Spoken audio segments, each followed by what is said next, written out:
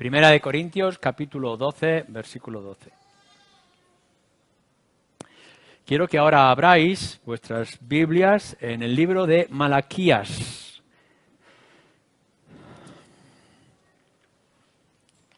Como sabéis, es el último libro de la Biblia, donde el profeta Malaquías está dando unos mensajes, exhortaciones al pueblo de Israel después de haber vuelto del exilio, aun cuando ya habían pasado varias generaciones del principio. Nos encontramos en el capítulo 2 y voy a leer solamente 3 versículos, el versículo 10 al 12. Malaquías 2, 10. ¿No tenemos todos un mismo Padre? ¿No nos ha creado un mismo Dios? ¿Por qué, pues, nos portamos deslealmente el uno contra el otro, profanando el pacto de nuestros padres? Prevaricó Judá, y en Israel y en Jerusalén se ha cometido abominación, porque Judá ha profanado el santuario de Yahvé que él amó, y se casó con hija de Dios extraño. Yahvé cortará de las tiendas de Jacob al hombre que hiciere esto, al que vela y al que responde, y al que ofrece ofrenda a Jehová de los ejércitos. Bueno, en un principio seguramente os va a parecer extraño que hayamos cogido estas dos lecturas, una aquí en Malaquías, en la exposición que vemos, y otra generaciones, muchas de ellas después, por la carta del apóstol Pablo a una iglesia en Corinto. Pero, como os daréis cuenta, tiene una vinculación que creo que es importante que tengamos en cuenta todos nosotros en esta mañana y que podemos ver esa unión de visión que tenía Pablo como la que tenía Malaquías. Anteriormente, en los versículos anteriores que vimos el domingo pasado, Malaquías se estaba dirigiendo a los líderes de manera particular, a los sacerdotes, y les mostraba acerca del pecado o del peligro del pecado. Ahora, en estos versículos, como podéis ver, está dirigida a toda la congregación y está dirigida a todo el pueblo de Israel, a todos aquellos que decían ser creyentes o temerosos de Dios. Y va a haber un pequeño giro, que no muy grande, acerca de estas exhortaciones que va haciendo de manera constante a todo Jerusalén o Judá en ese momento. Lo que nos va a mostrar aquí, y también en los versículos que van a venir después, es la importancia y el lugar de la unidad en el pueblo de Dios. En la iglesia, por una parte, y en el matrimonio. Yo quiero dejar lo que es el matrimonio para el próximo domingo, en los versículos 13 al 16, pero os daréis cuenta después cómo en esta exhortación acerca de la unidad dentro del pueblo, el daño de la unidad en el pueblo y la unión del matrimonio y cómo esto afecta también a la unidad del pueblo de Dios. Como hemos dicho en algunas ocasiones ya, y deberíais de retenerlo siempre en vuestra memoria, Dios ha establecido 2 núcleos sociales o de sociedad que son importantes, son esenciales y que se vinculan entre ellos. Uno es, por supuesto, el matrimonio. Ya en el mismo momento de la creación le dijo a Adán y Eva lo que deberían de ser y con respecto a la familia.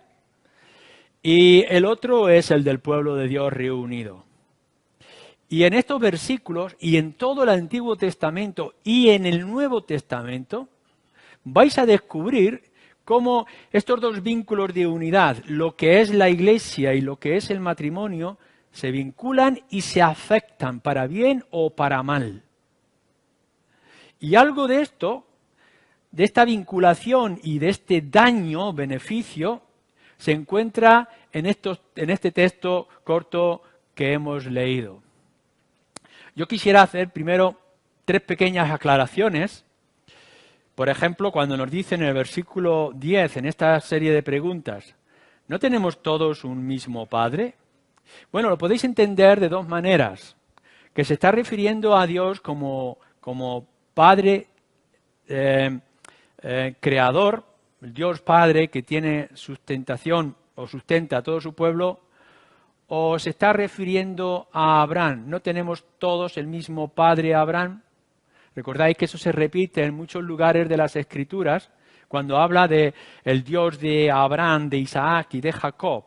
O incluso cuando la discusión de nuestro Señor Jesucristo en Juan capítulo 8, cuando los judíos se quieren defender delante de Jesús y dice, tenemos un solo Padre, y tenemos Padre, nuestro Padre Abraham o nuestro Padre Dios, y es la vinculación como pueblo. No importa, ya sea que aquí este Padre se refiera a la idea de Abraham o la idea de Dios mismo, como podréis ver después, no hace gran diferencia. ¿No fuimos todos creados por un mismo Dios? Aquí otra vez tenemos 2 posibles explicaciones. ¿Está refiriéndose la creación al Génesis, creados desde un principio? ¿O está diciendo Malaquías que hemos sido creados, en el sentido de formados como una sola nación, como un solo pueblo? Y otra vez, esas 2 interpretaciones posibles, creados, hechos pueblo, ya sea de origen Dios creador o ya sea como nación, tampoco puede traer gran variedad, pero que es importante que podamos ver la distinción. Cuando nos habla después y nos dice, ¿por qué pues nos portamos deslealmente el uno contra el otro, profanando el pacto de nuestros padres? También el contexto hebreo da 2 posibles explicaciones o traducciones. ¿Somos desleales profanando el pacto? ¿O al profanar el pacto nos convertimos y afecta y nos hace desleales? Esto parece que es casi lo mismo, no va a traer gran variedad en el tema, pero es importante que lo recordemos y que lo sepamos leer. Porque podréis ver, por ejemplo, que a veces vuestra infidelidad en el contexto, vuestro pecado, afecta a vuestra vida espiritual. Y otras veces vuestra pobreza espiritual os afecta hacia el pecado. Es decir, si estáis mal con el Señor, vais a hacer que estéis mal con los demás. O lo contrario, cuando estáis mal en vuestras relaciones, os va a afectar en vuestra relación con el Señor. En este contexto, en estas posibles explicaciones, vamos a ver qué es lo que Malaquías estaba diciendo al pueblo de Israel y qué te está diciendo a ti en esta mañana, qué nos está diciendo a todos nosotros. ¿Por qué nos portamos deslealmente el uno contra el otro? ¿Qué es la deslealtad? ¿A qué se está refiriendo? Bueno, tenemos varios sinónimos que nos pueden ayudar en esta idea de la deslealtad o falta de lealtad. Hay sinónimos como la fidelidad, el ser fieles, o la sinceridad del uno con el otro, la constancia en nuestras relaciones, la confiabilidad. Para mí es uno de los términos más importantes y más necesarios en nuestra vida de convivencia. Confiabilidad, ser confiables el uno para con el otro. Cuando hablamos de fidelidad, estamos diciendo que es una obligación que hemos contraído, como una especie de pacto. Somos fieles a ese trato que hemos hecho el uno para con el otro. Es una obligación contraída. Por tanto, cuando tú dices que esto lo vas a hacer, debes de hacerlo, porque has adquirido un compromiso. Y esto se habla en nuestros negocios, en nuestras relaciones sentimentales, en nuestros matrimonios o incluso con nuestro Señor. Pero aquí lo que está utilizando Malaquías es la idea de lealtad que va un poquito más allá. Y es ese esa implicación que habéis adquirido de obligación, pero que además se le añade el afecto personal. Es decir, que lo hacemos con el corazón. Lo que quiere decir es que muchas veces vosotros estáis obligados a hacer un pacto, a ser fieles a un compromiso de mala gana. Tenéis que hacerlo porque ya está hecho. Y por tanto tenéis que ser fieles a esa palabra dada, a ese compromiso. Pero cuando hablamos de lealtad, está implicando que no solamente es que tengas que ser fiel, sino que tengas que ser fiel con ganas, con corazón, con placer, con gusto. Y esto es importante que lo veamos en nuestra relación con el Señor directamente y nuestra relación con nosotros. Porque la lealtad o la fidelidad es esencial en la relación que hemos adquirido, espiritual y como iglesia. Es un compromiso que nosotros adquirimos de vinculación como hermanos. No únicamente es que nosotros podamos decir soy Dios y yo, y lo demás no me importa. No, cuando estamos hablando de pueblo, de iglesia, tenemos que hablar de, sí, Dios y yo con los demás. Y por tanto es mi compromiso con Dios y con aquellos que están comprometidos con Dios. Por tanto, no eres tú solo, sino que es tu lealtad para con Dios y con los demás, con los que te has unido. Tú puedes, por ejemplo, dentro de un matrimonio, puedes hacer lo que quieras en el secreto, la intimidad y tú solo, pero sabes que tu estado espiritual, emocional, tu comportamiento moral de cualquier tipo afecta a la relación. Así, ahora nosotros hemos adquirido un vínculo de lealtad para con Dios y para aquellos que están con Dios igual que yo. Y esta lealtad de la que habla la Escritura en tantos lugares y se extiende de principio a fin, implica esfuerzo. No es simplemente de que tú has adquirido un compromiso con el banco donde has puesto tu firma y te comprometes a pagar tu hipoteca mes tras mes. Y te guste o no, tienes que hacerlo. Y lo haces a lo largo de los años, pero de mala gana. Y sobre todo cuando te suben la hipoteca. Pero es esto lo que debes de hacer. La fidelidad o la lealtad al esposo o a la esposa va un poco más allá. No es únicamente que debes de hacerlo, sino que te debes de esforzar a que esto sea así. En más de una ocasión yo me he tenido que dirigir a mi banco y decir, ¿qué posibilidades hay de romper contigo? A ver de qué manera me puedo librar de esta cadena por años. Tengo que estar pagando la hipoteca hasta que tenga 70 y tantos años. ¿Cómo puedo cambiar estas cosas? Es decir, mi voluntad es romper, pero como no me dejan, tengo que continuar. En la relación de matrimonio y en la relación de iglesia, no es que nosotros nos levantemos a ver de qué manera yo puedo romper este pacto, sino cómo lo puedo mejorar. ¿Cómo puedo hacer que sea más digno, más hermoso, más fácil? Y no es únicamente añadir cláusulas al otro, sino añadírmelas yo, para que esta vinculación sea mejor. Por tanto, implica esfuerzo y compromiso, bondad y cuidado. Por supuesto que nosotros podemos estar animados con aquellos que nos caen simpáticos, pero es que dice la Escritura, y recordáis que lo dice Pablo, que tenemos que soportarnos los unos a los otros y que tenemos que llevar las cargas los unos a los otros. Por supuesto que si lo único que tienes que llevar es unos cuantos papeles en tu mano, yo me ofrezco a ayudarte. Cuando es un gran peso que tienes sobre tus espaldas, entonces me cuesta más comprometerme. Pero la Escritura nos dice que en el momento en que nos hemos ido a Dios, las cargas de mi hermano son también las mías.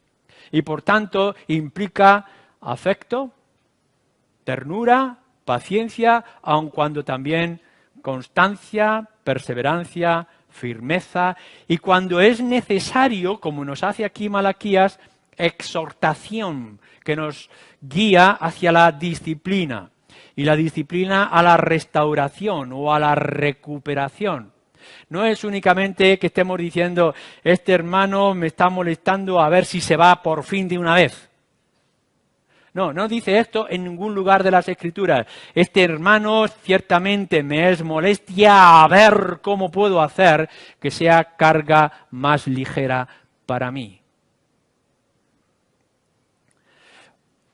Cierto está que nos dice que en esta vinculación que tenemos todos como pueblo y que la tenemos con Dios, no podemos tolerar el pecado. Es algo que nos va a decir aquí que nos daña y que rompe, fractura ese vínculo que hemos adquirido. No podemos tolerarlo, el pecado, en nuestra relación. Claro, algunos podréis estar pensando, ¿y quién no peca? ¿Y cómo podremos decir que no hay pecado en medio de nosotros y que no hay pecado en cada uno de nosotros y que por tanto el pecado nos afecta a todos de una manera u otra? Bueno, siempre hemos hecho referencia y tenemos que hacer referencia clara a que una cosa es que haya pecado y que tenemos que luchar contra él, a que haya una indiferencia al pecado y que lo dejemos pasar en nuestra relación. La diferencia es crucial. No es lo mismo que te manches las manos y corras a lavártelas a que te manches las manos y no te importe. Cuando nosotros vemos que hay pecado en nosotros, que lo hay, dice Juan, muchas veces y que pecamos de muchas maneras, es cierto, pero tiene que haber un deseo constante de quitar ese mal genio, esa actitud que tengo para con el otro, esos pensamientos o sentimientos internos y que busque cambiarlos y cambiarlos en el hermano. A decir, bueno, lo voy a dejar pasar un día y otro y otro y otro. Hacer la prueba. Bueno, no hagáis la prueba porque seríais unos cochinos. Pero mirad, por ejemplo, cuando pasa un día, una semana, un mes sin limpiar vuestros hogares. No lo notaréis, porque la suciedad no entra de golpe por vuestras ventanas. El polvo, la suciedad, la grasa se va acumulando poco a poco. Y si no actuáis en un principio, seréis absorbidos por el pecado, por las actitudes, por el comportamiento. Esto es lo que nos dice las Escrituras en tantos lugares y está atacando o nos está trayendo exhortación Malaquías. Cuando nos habla de esta deslealtad, no es que de pronto ha venido una infidelidad y hemos roto el pacto, sino que no estamos actuando de manera adecuada contra el pecado. Cuando Pablo en esa misma carta a los Corintios escribe acerca de un pecado, no es el asunto solo de alguien que ha pecado, sino que la Iglesia no actúa contra ese pecado y por tanto está dañando la fidelidad o la lealtad de todo el grupo de la Iglesia para con Dios. Fijaros lo que nos dice, y aquí sí quiero que lo podamos leer este versículo, en la primera carta de Juan. Y lo leemos para que lo podamos tocar con nuestras manos, pero ciertamente lo conocéis todos vosotros, este texto. Dice así, primera de Juan, capítulo 1.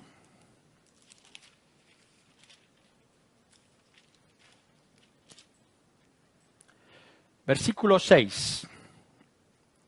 Si decimos que tenemos comunión con Él y andamos en tinieblas, mentimos y no practicamos la verdad. Pero si andamos en luz, como Él está en luz, tenemos comunión unos con otros. Y la sangre de Jesucristo, su Hijo, nos limpia de todo pecado. Si decimos que no tenemos pecado, nos engañamos a nosotros mismos y la verdad no está en nosotros. Si confesamos nuestros pecados, Él es fiel y justo para perdonar nuestros pecados y limpiarnos de toda maldad. Todos estos versículos son muy importantes, pero fijaros la vinculación que está haciendo aquí en un principio acerca de la comunión. Si decimos que tenemos comunión con Él, con Dios, y andamos en tinieblas, nos estamos contradiciendo. No podemos tener comunión con Dios y estar en tinieblas. Ahora, si andamos en luz, como Él, Dios, está en luz, tenemos comunión unos con otros. Fijaros aquí que no está haciendo el contraste anterior, si estáis en tinieblas no podéis estar en comunión con Dios, que aquí podría decir si estáis en luz tenéis comunión con Dios, pero no dice esto. Lo que está diciendo es que si estás en luz tienes que tener comunión con tus hermanos. ¿Qué es lo que está diciendo? Algo muy importante que se está tratando en este pasaje o en este mensaje de Malaquías. Tu comunión con el Señor depende de igual manera de tu comunión con los hermanos. O de otra forma, si no tienes comunión con tus hermanos, ¿cómo vas a poder tener comunión con Dios? O Juan lo explica de otra forma, también muy importante. ¿Cómo puedes decir que amas a Dios si no amas a tus hermanos? ¿No os dais cuenta de la gran importancia que esto tiene en nuestra vida y relación con el Señor y nuestra vida espiritual? La lealtad o el compromiso que adquirimos los unos con los otros nos vincula con Dios. Y si la rompemos entre nosotros, dañamos nuestro vínculo con Dios. Si tenemos oscuridad y andamos en tinieblas, no tenemos comunión con Dios, pero no tendremos la comunión necesaria con los hermanos. Ahora, si hay una comunión sana con los hermanos o con Dios, esto nos va a afectar en toda la relación. Teniendo esto claro, definiendo lo que es esta lealtad o deslealtad, ¿qué es lo que implica como deslealtad? Este antónimo que tenemos, este opuesto. Tu pecado, sea público o sea secreto, es un daño a la lealtad que tienes con Dios o con tus hermanos.